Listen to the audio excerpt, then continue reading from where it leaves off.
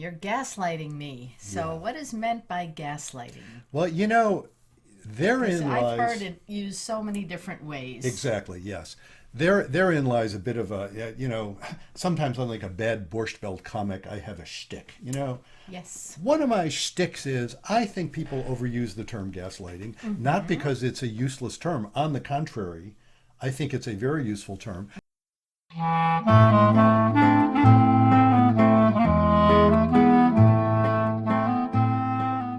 Welcome to Couples Therapy in 7 Words. I'm your co-host, Judy Alexander, and I'm here with my husband, Dr. Bruce Chalmer. Well, hello, Judy. Hello, viewers and listeners. I want to mention again, if you're listening to this from one of the podcast platforms, which is the podcast platforms have this in the audio version. If you are interested in seeing us in our full visual color splendor, all you have to do is go to my blog, brucechalmer.com/blog, or you'll find the blog tab, and you will see that there will be a link to the video of this right there, and you'll get to watch us as well as hear us. And that just adds to the excitement. At least that's what we've been told. So, and I choose to believe them. That's what People they say tell us. they like looking at us. And Well, that's it is interesting because when we started out audio, then we went to video, and then we went back to audio, and then we heard from a number of people that they missed seeing us. So we're back to both. Yeah, the problem was the podcast platforms wouldn't carry the video. Correct. And they wouldn't carry the audio, of the videos. So anyway, here we are. You can get us anywhere you get us, and we're glad you're here. So Judy, tell folks the title of today's episode. You're gaslighting me. Ooh, yes. A term I hear a lot, and we'll get into that a little bit. And this was stimulated by a listener question for us. And I'm going to put in a plug for that right now. Of course, we'll say this again later at the end of our podcast. But if you've got a question, drop us a line. Yeah. You can go to ctn7.com. That's our website.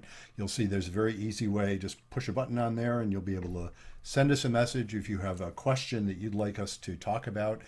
If you'd like to suggest guests, those of you who've been following us know we have had lots of fascinating guests, and we have a few more lined up coming in the next few weeks. Yes, we do.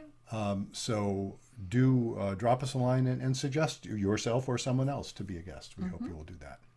And let's talk about the books that got all this started. The books, yes. Yes. The one that got it started is Reigniting the Spark. You can hold it up on the video. I could do that. Yes, Reigniting the Spark.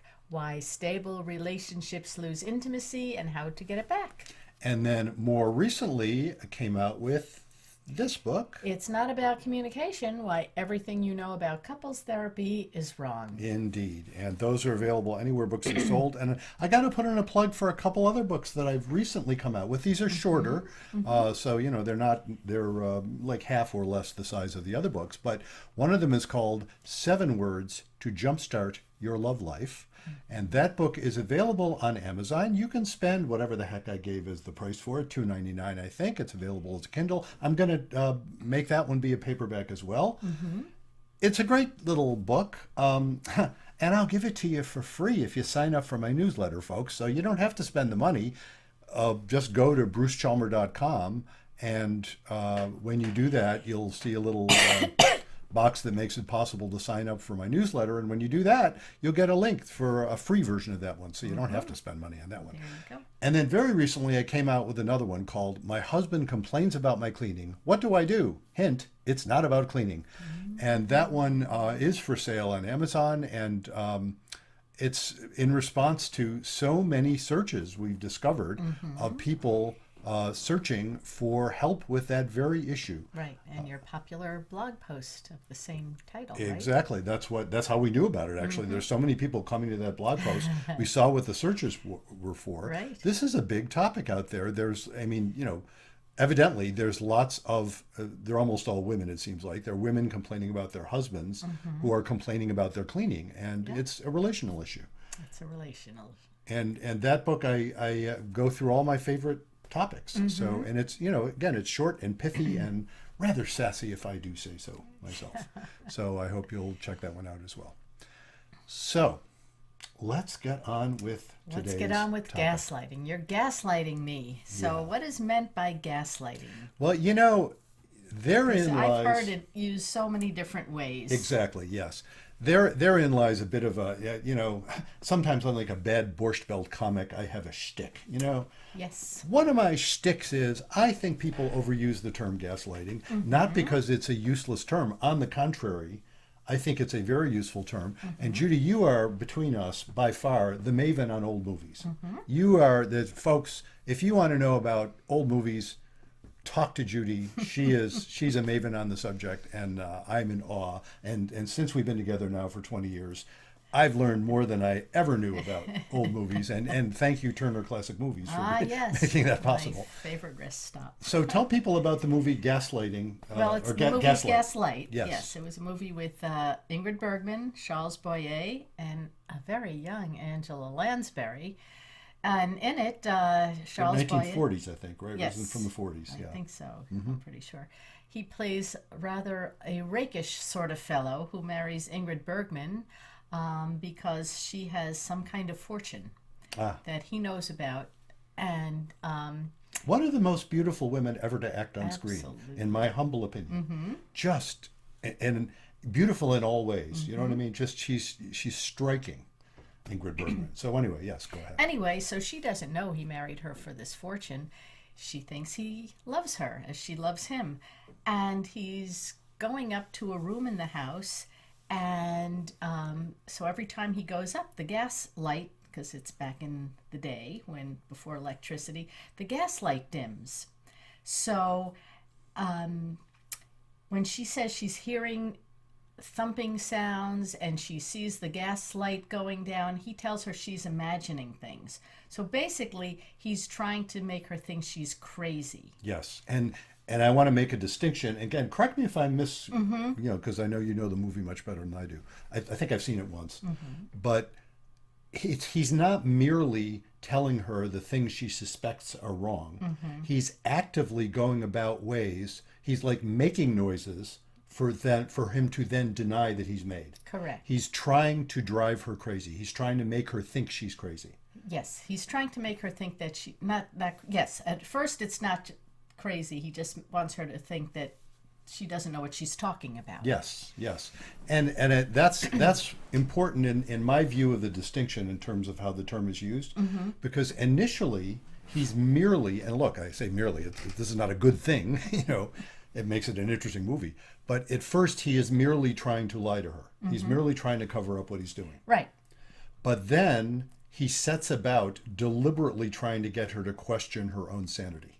That is correct. That's what gaslighting is.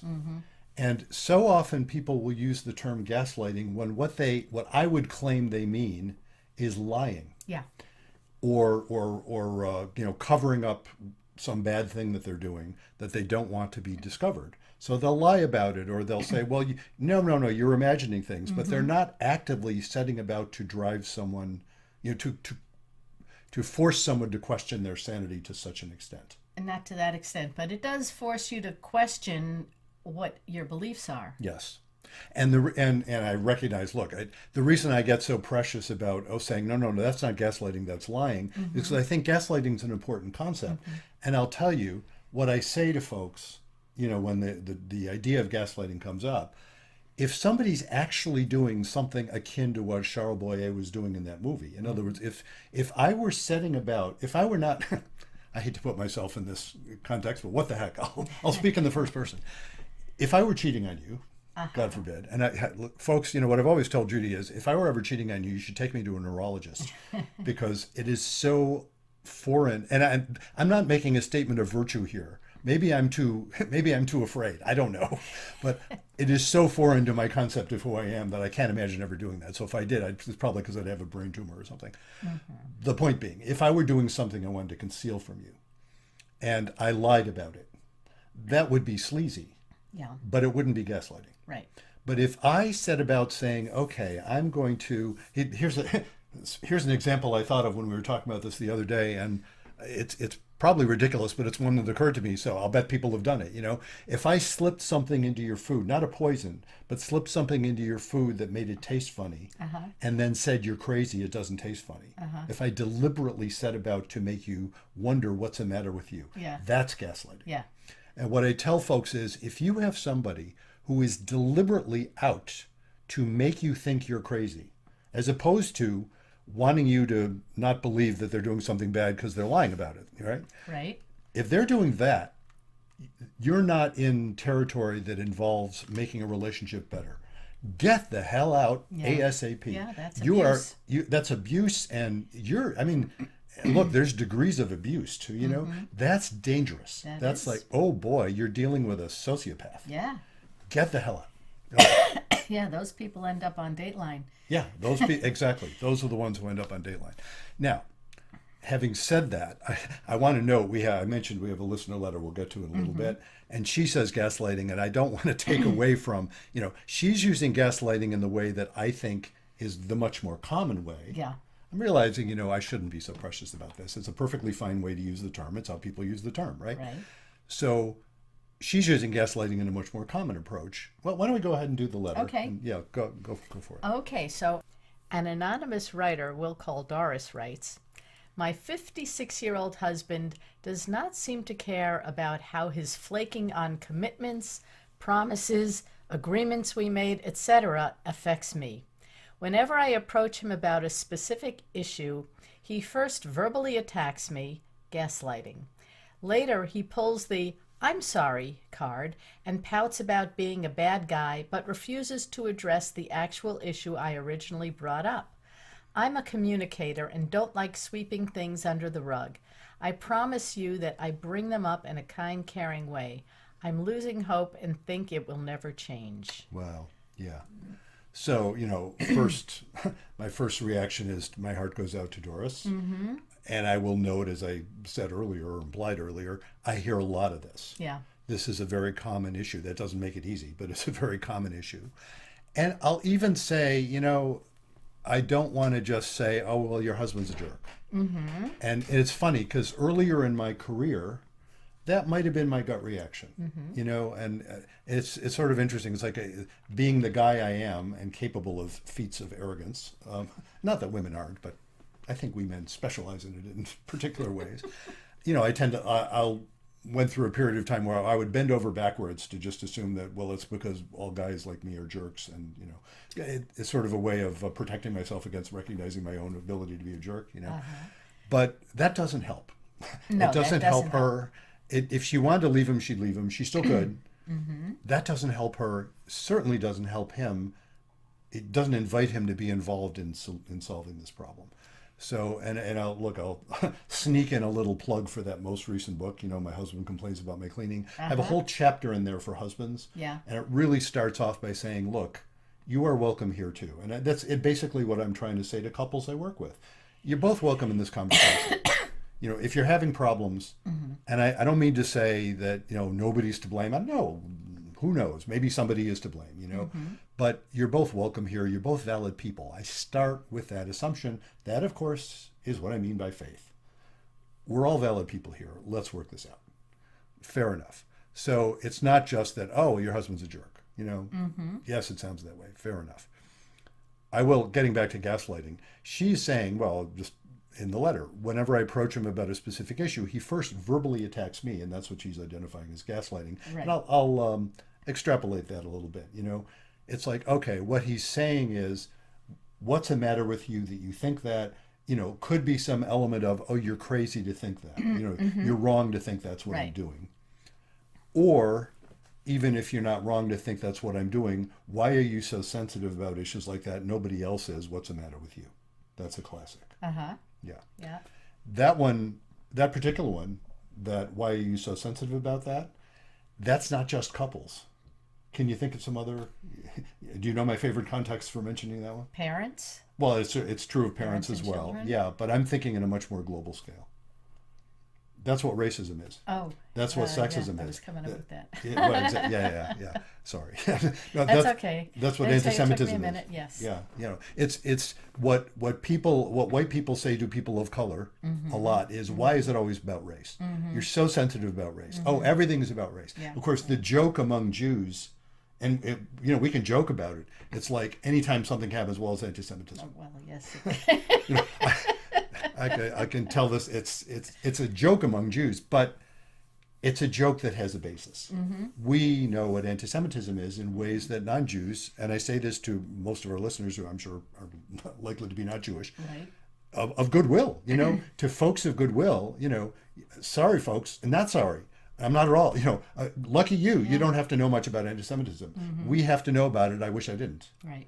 And the same thing, people of color will say about racism. It's like, it's not an option to know about racism. Right. It's an option for me to know about racism, and because I present as white. So Yeah, but you don't have to live with it every day. I don't have to live with it. So I can be of goodwill, and my job is to be of goodwill. I want to help folks, but I'm not subject to it. Right. I'm not subject to sexism the way women are. And so all of that being true, that sense of why are you so sensitive is what arises in that context. Now, he starts with that, but then it's interesting because she says later he pulls the I'm sorry card and pouts Right. about being a bad guy. So he recognizes he's being a jerk, in those moments. Right.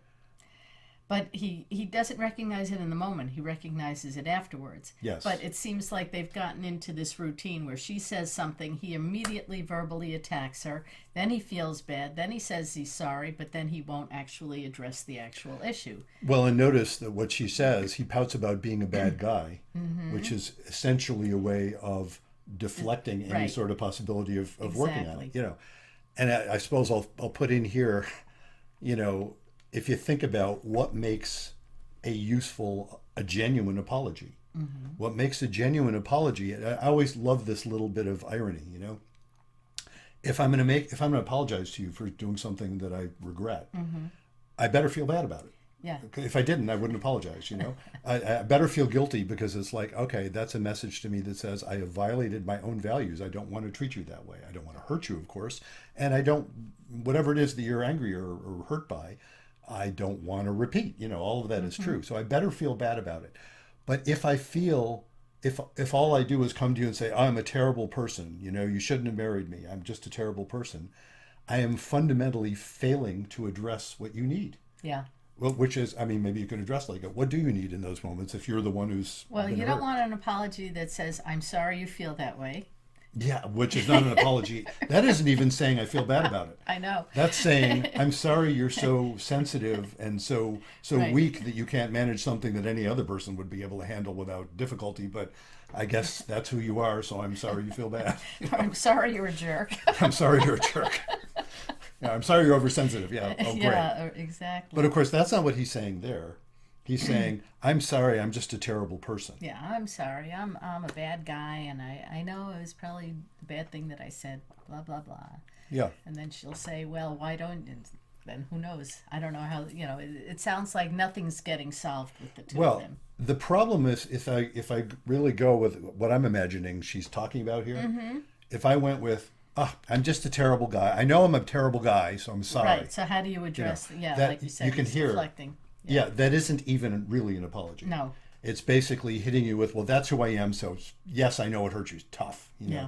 Well, thanks a lot. Yeah. That does not, apology implies you actually genuinely, or at least an effective apology implies, you genuinely want to reassure the other person that actually often an apology will include, I think I understand how I hurt you. I'd love to understand it better because I really don't want to do that again. I really do. Yeah, right. So Recognizing what you did that was wrong. exactly. Or even recognizing what you did that was hurtful, even if you Yeah. don't know if it was wrong. Right.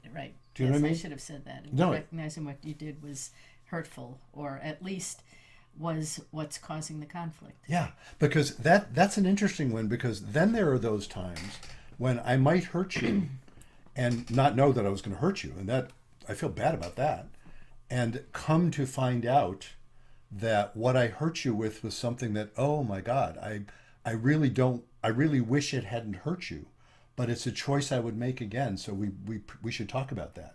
I hope you can find a way to not be hurt by that, because I might make a similar decision. Do you know what I mean? That's an interesting relational problem. That's, one of my go-to stories that I've often told folks with respect to this is a time when I was working with a colleague of mine who is a non-Jewish woman, and it's relevant that she's not Jewish, who said something, I don't even remember what it was, that scared me.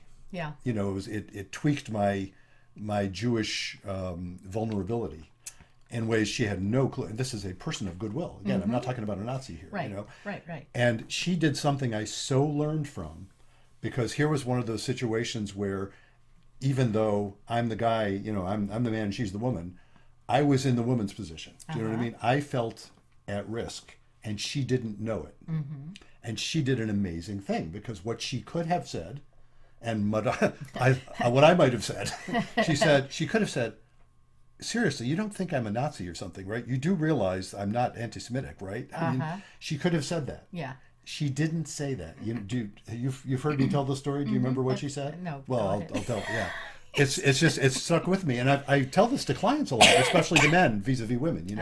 What she said was, "Wait a second, I think there's something I don't understand." God, I get emotional when I even think about it. She said, "I think there's something I don't understand, because I can see you're hurt by something, or you're bothered, you're scared by something, and I don't know what it was, and I would really like to understand it better. There's something about your experience I don't understand." Oh my God! I immediately was grateful. Yeah, and imagine how good that made you feel, that she recognized the pain that she caused you. Yeah, she recognized it, and she didn't invalidate it. That was the part that was so fascinating. Right. She said... And she wanted to know how to mitigate it. Yeah, she wanted to know how to mitigate it, and it was a classic situation of someone in privilege being willing to open their heart, which was so helpful to me, because I was the one in that circumstance who wasn't in privilege. Which is, look, I'm normally a white guy, I'm the one who's usually in privilege with respect to a lot of these dichotomies. But in this instance, I was scared by something, and she had no clue that she was scaring me. Yeah. But she was willing to hear it. She didn't invalidate me. It was amazing. And look, as Guy, that's what I learned. I said, oh, that's what it's like for women. And I say this to guys a lot. Yeah. And when the guy gets it, it really seems to help the woman. And the guy, of course, because, look, speaking as a guy, most of us really don't want to be assholes. Right. And we don't want to be hurting our wives, usually. Again, there are both men and women who can be just awful, right? But most of us aren't. Most of us don't want to be. But we'll get defensive if we're feeling like we're being invalidated. Women will do that, of course. And men will be clueless. And then when what Doris's husband encounters when this happens, unfortunately, and not surprisingly, he doesn't get understanding from her. Of course, because he's just hurt her, right? Right. But what he gets is anger, and that just solidifies his defensiveness. Yeah, so it sounds like they're going around in circles here. Yeah. I think they need to see a couples therapist. Gosh, that never would have occurred to me. Yeah. Oh, I have an idea. Couples therapy. Yeah, of course, right? That's what couples therapy is about. Yeah. That is exactly what it's about. I will mention in this context, we may do a whole episode on this, but I mentioned to you this morning, I happened to see a modern love column in the New York Times today. Modern romance. Is it modern love? No, modern love. Modern it's called love, modern love, okay. yeah. And it was a couples therapist, a woman couples therapist, writing about how she doesn't practice what she preaches. Right, I read Boy, that. can I recognize that. It's like, seriously? You don't have it all figured out just because you're a therapist? I'm thinking, yeah, that's true. Yeah, they had to go to a couples therapist. And actually the funny part was, and not to spoil the story, you can read it yourself, but the funny part was, it was the husband who suggested it. He said, I think we need to do couples therapy. It's like, oh, yeah. To the couples therapist, Yeah. and they did, and they've benefited from it, again, as she describes it in the story. Yeah. But that is exactly it. And what therapy can do, and that's the interesting thing, there are Dorises out there who might think that first of all, I'll address this in a second too. First of all, they're thinking he won't agree. And they're probably right. Do you know what I mean? I have a whole chapter in my most recent book, my Husband Complains book, Yep. how to get your reluctant guy to go to couples therapy. I actually did a video on that too, which you can get if you get the book. There's a link to It'll point you to the video. If you get the Kindle version, there's a link right in there to the video. But indeed, she's probably right about that. Yeah. And the reason he won't do it is because he's terrified. Yeah. And the reason he's having a hard time, the reason he gets all defensive, I'm not blaming her for his being defensive. He's pissing her off enough so that no wonder she's pissed, right? She's got reason. Mm-hmm. But what you need in couples therapy is an atmosphere where both of them will feel like they are valid people to be feeling the way they're feeling, even though it may be problematic. And when, if she drags him to a therapist who basically says, stop being a jerk, it's not going to work. Well, you hope the therapist won't say that. No, but a lot of therapists, they may not say it in so many words. Mm-hmm. Well, so here's my little rant about therapists. Sorry, colleagues, for being unfair. And you can be unfair to me too. I'm sure I deserve it. But there are, I talk about this when I'll mention to couples often, I have a bias toward helping you stay together, of course, if that's what you want. Mm-hmm. It's not obviously not my decision. And I often raise the fact with people, one of your options is to split up, and you need to know that so you don't feel trapped. Mm-hmm. I won't shy away from that. But I do have a bias. It's like, don't leave any stone unturned, Sure. There are many therapists who will claim they don't have such a bias. And it is, in fact, nonsense. We all have biases. And you know who points this out? Bill Doherty, Doherty, William Doherty. He's written a lot about this stuff. We all have biases. And if we claim we don't, we're actually just driving them underground. And a lot of those therapists, their bias is in fact toward splitting people up. Yeah. If you're not happy, why don't you split up? There are a lot of folks who feel that way. Okay, I don't suggest going to a therapist who feels that way if you want to stay together, because they're going to more or less guide you in that direction. So the therapist to go to isn't that. Unless, if you really want to split up, well, then don't go to couples therapy. If you really want to split up, well, figure it out. I think many, I don't want to say most or all, because I know you see people in other situations, but most people do want to save the marriage or relationship, I think. It's interesting. I am sort of wondering about that. You know, I haven't counted. Do you know what I mean? People who consult me, well, people who are consulting me, yes, I think a majority of them are doing it to save their relationship. There's a pretty substantial group of people, or percentage of people who consult me, and I'm guessing other therapists too, where one of them has 1 3/4 foot out the door, and many times it'll be clear people are saying this is kind of it's due diligence. It's like, I'm pretty sure I want to split up, but I don't want to do it without saying I had at least tried therapy. That's a perfectly legitimate, by the way in. And some of those folks, it turns around. That doesn't necessarily mean that it's futile to do couples therapy, even in terms of saving the relationship. But that does happen a fair amount. But I think many folks seek out couples therapy because they do want to save their relationship. Oh, yeah. Oh, of course that's true. Yeah, that is definitely true. And certainly in any given couple, one of them almost always feels that way. It's rare that I'll have a couple where this has happened, but it's rare I'll have a couple where they're both saying, yeah, this relationship's pretty well toast, but let's see what we can do. Occasionally I'll get a couple where they've already decided to split up. That happens. But they have kids, and we need to learn how to work together as divorced parents. I'm happy to help folks with that. I have done that. Right. It's certainly not a majority in my caseload. Right. But there are usually at least one party is saying, no, I want this to work, and the other party is at least somewhat open to that idea, and then they do it. So I hope that's helpful for Doris. That it's funny, we could have just said, well, go to a therapist. Any questions?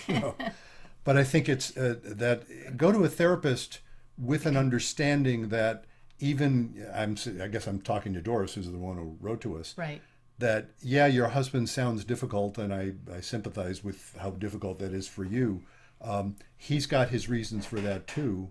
And the only hope you'll have of actually turning this around is to recognize that. I'm not saying let him off the hook and don't be mad. I'm just saying... Yeah, but again, I think that they need to break that cycle of his having hair trigger reaction to every time she opens her mouth that he's going to jump on her Yeah. and verbally attack her, Yeah. and then come back and apologize, and then whatever it is that she wants to get said doesn't get said. Yeah. So Yeah. it's they've got to break that cycle. They do, and they don't know how to do it on their own. Yeah, exactly. And what can emerge from some sessions, or maybe they could do this on their own. Mm-hmm. Read your book. Yeah, read my book. Yeah, read the books, of course. Read my books. That's true. But no, it's funny. I do, of course, address this in my books. Right. If she gets hold of herself, which, that's one of my little buzz phrases. Right. If she gets hold of herself so that she's not panicked about his response, her reaction to his response will be materially different. Mm-hmm. And it's not something you can fake. It's not communication rules, folks. It's not about communication. Mm-hmm. It's something that if she actually can recognize, look, I understand where it's, I don't really understand where it's coming from, but it's coming from some fear in him. Mm-hmm. She doesn't have to like it, but if she doesn't react angrily to it, if she says, yeah, I know where that's coming from, but we need to do something different about this. If she stays in that mode herself, it sometimes can invite him to calm down a little too. Or sometimes not. Again, that they probably need therapy, but you never know what happens. Only, this is another one of the things many people have pointed out. It only takes one person to not succumb to the demands of the problematic pattern. Do you know what I mean? Yeah. If one person doesn't play the role that this pattern is inviting them to play, it becomes a different pattern, even if the other person hasn't figured that out yet. That's true. It just takes one. I say that in my chapter about how to get a reluctant guy to try couples therapy. Partly, if you, I didn't put it exactly like this, but if you stop yelling at him and start recognizing, okay, he's terrified. He won't tell you he's terrified because we're guys and we don't say that, But if you at least entertain that possibility, you might be getting a fear reaction here. And you can relate to that because you know what fear feels like. We all know what fear feels like. And women often are even willing to admit it in ways that men often aren't. But if you recognize that, it's like, okay, then you can see he's got reason to be afraid. Mm-hmm. He's, I say that in the chapter. He's right to be terrified. It's like, you ever see, couples that go to couples therapy and then they end up losing their relationship? Of course you have. Yeah. It happens. So he's not crazy to be afraid of it. He's not telling you he's afraid, which is frustrating. But if you look at it that way, it's like, he's afraid and he's got his good reason to be afraid. Then you relax and you say, all right, I still think it's a good idea, but I can see why you'd be reluctant. Yeah, I get it. That becomes a very different conversation. Yeah. Yeah.